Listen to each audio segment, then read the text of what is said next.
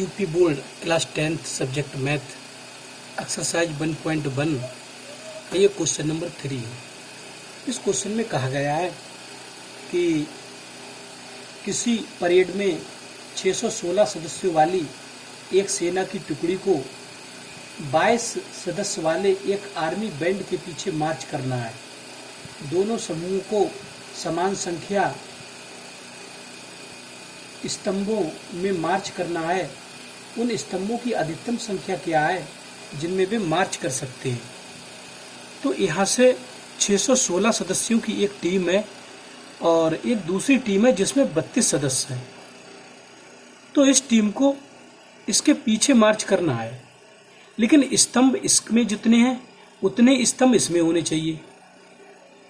तो हम किस तरीके से मार्च करा सकते हैं इन्हें। तो ए का मान है यहाँ पर 616। अभी मैं इसका कॉन्सेप्ट भी बताऊंगा बाद में। अभी आप सोचते होंगे पता नहीं ये 616 जो सदस्य हैं ये 32 सदस्यों के पीछे कैसे मार्च कर लेंगे समान संख्या में। ये 32 है, ये 616 है। तो ये अभी थोड़ा आपके दिमाग में आता होगा, लेकिन मैं इसका कॉन्सेप्ट अभी बताऊंगा बाद में। पहले तो ये देखो समान स्तंभों की संख्या कितनी होनी चाहिए जिसमें इसमें और इसमें स्तंभ समान बने रहें, और ये इनके पीछे उसी स्तंभों में मार्च करते रहेंगे। मार्च करने का मतलब कुछ बच्चे ये सोचते होंगे पता नहीं मार्च में कुछ कार्य तो नहीं हो रहा है। मार्च का मतलब है कि चलना पीछे किसी कार्य के लिए। तो स्तंभों की संख्या दोनों में समान रहेगी। तो कॉन्सेप्ट में इसके बाद में बताऊंगा, पहले ध्यान दें। इन दोनों का हमें HCF फाइंड करना है। HCF का मतलब है हाईएस्ट कॉमन फैक्टर, मीन्स मासापा। तो मासापा फाइंड करना है। मासापा फाइंड करने के लिए मैंने एक यूक्लिड विभाजन प्रमेय बताई थी, और उसमें यूक्लिड विभाजन प्रमेय का चरणबद्ध तरीके से प्रयोग करके यूक्लिड विभाजन एल्गोरिथम जिसे कहा गया उसके माध्यम से हम संख्याओं की मासापा निकालते थे अभी तक। तो उसी विधि का प्रयोग करेंगे। तो मैंने बताया था आपको यूक्लिड विभाजन प्रमेय में कि a और b दो कोई धन पूर्णांक है। तो मैंने कहा था छोटी वाली संख्या से भाग कर देते हैं बड़ी वाली संख्या के लिए। बड़ी वाली तो b से भाग होगा फिर a के लिए। b का मान 32, a का मान। तो यहाँ पर भागफल को q से लिखते थे, और नीचे जो शेषफल आता था शेषफल उसे r से लिखते थे। r मीन्स रिमाइंडर, रिमाइंडर माने शेषफल। और फिर इसके लिए कंडीशन बताई थी मैंने, इन दोनों की गुणा कर देते हैं, रिमाइंडर जोड़ देते हैं, तो a बराबर आ जाती है कंडीशन। a बराबर BQ प्लस r, ये कंडीशन। और r का मान सदैव b से कम होता है। r के लिए कंडीशन लिखवाई गई, r का मान b से तो कम होता है लेकिन ग्रेटर इक्वल टू 0 अवश्य होता है। तो इसी विधि का प्रयोग करते हुए हम इन दोनों के मासापा ज्ञात करेंगे। तो मासापा कैसे ज्ञात करेंगे, ध्यान दें। तो यूक्लिड विभाजन एल्गोरिथम द्वारा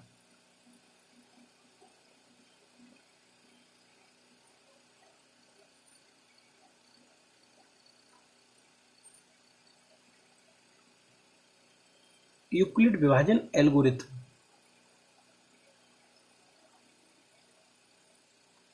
यूक्लिड विभाजन एल्गोरिथम क्या है इसके बारे में मैंने आपको बताया था कि यूक्लिड विभाजन प्रमेय की चरणबद्ध प्रक्रिया। तो फर्स्ट प्रथम चरण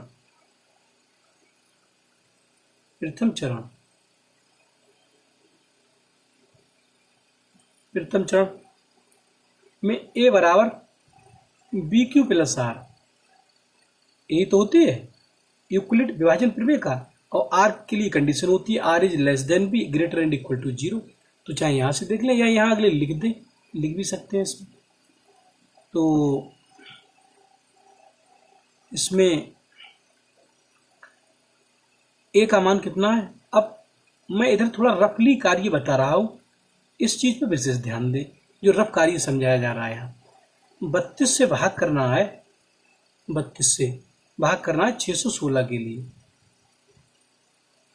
तो 32 दूनी 64 तो ज्यादा हो जाएंगे, 32 एकम 32।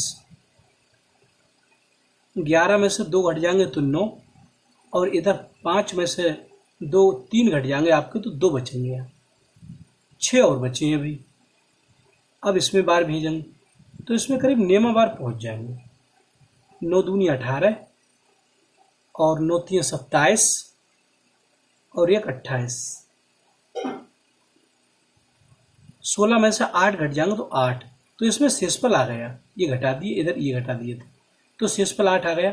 तो आपने पिछले क्लासों में आपके गुरुजनों ने आपको पढ़ाया है मासापा, तो पिछले गुरुजनों ने ये पढ़ाया है, बोले जो शेषफल बच जाता है उससे भाग कर देते हैं हम इसी के लिए। जो यहाँ पर भाजक था पहले वाले शेषफल से भाग कर देते भाजक के लिए, 32 था 32 के लिए भाग कर देंगे, तो 8 चौक 32। अब ये घटा देंगे, अब शेषफल शून्य आ गया, ये शेषफल शून्य आ गया। तो ऐसे आपने मासापा ज्ञात किए, लेकिन यहाँ हम यूक्लिड विभाजन एल्गोरिथम का प्रयोग करके मासापा ज्ञात करेंगे।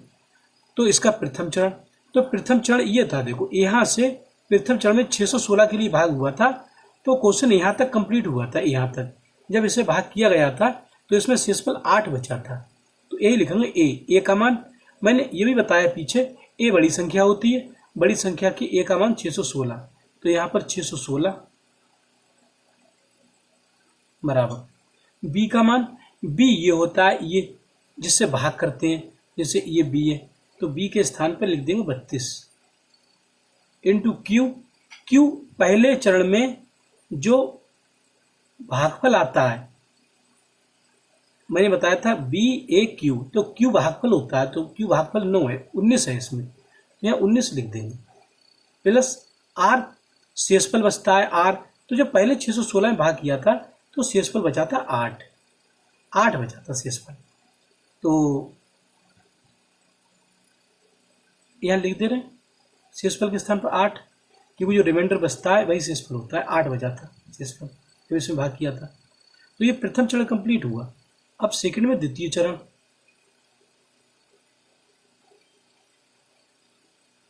द्वितीय चरण की अगर बात करें तो द्वितीय चरण में प्रमेय का तो यही प्रयोग होगी, ए बराबर बी क्यू प्लस आर, लेकिन यहाँ पर ए बी आर के मान बदल गए। देखो जिससे भाग करते थे वो बी हुआ करता था, तो यहाँ से भाग कैसे किया इसमें, तो भाग जो किया गया है, भाग करने वाली संख्या को बी से लिखते हैं, यहाँ पर जो संख्या आती है वो बी होती है, तो यहाँ पर जो संख्या आई है वो बी है, और यहाँ पर जो संख्या आई है वो ए हुआ करती थी, ए सामने लिखा हुआ है ए, यहाँ पर संख्या ए बराबर ही लिखते थे, तो इसमें ए का मान यही तो है, ए ये वाली संख्या होती है। प्रथम चरण का भाग तो कंप्लीट हो गया, अब द्वितीय चरण का भाग ये है, इसमें ए का मान 32 है, ए बीच वाली संख्या होती थी ये जिसे भाग किया जाता था, तो ए का मान इसमें 32 है, तो 32 लिख देंगे बराबर बी कौन सी संख्या होती है, बी जिससे भाग किया जाता है, तो इसमें भाग 8 से हुआ, ये बी हुआ, बी है यहाँ पर बी, तो बी 8 लिखेंगे, यहाँ 8 से भाग हुआ है, इंटू क्यू भागफल हुआ करता था, भागफल 4 प्लस आर शेषफल हुआ करता था, तो शेषफल इसका 0, शेषफल 0, तो यहाँ पर शेषफल 0 आ गया, निकल गया। जहाँ शेषफल शून्य आ जाएगा वहीं ये चरण लिखना हम बंद कर देंगे, और वहाँ जो बी का मान होगा वो उसका मासापा होगा, अतः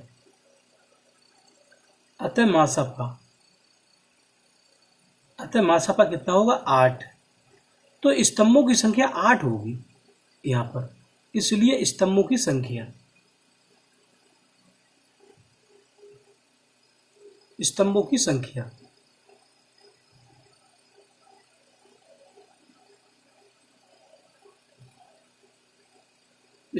संख्या 8 होगी, जो उन्होंने स्तंभ क्वेश्चन में पूछे थे।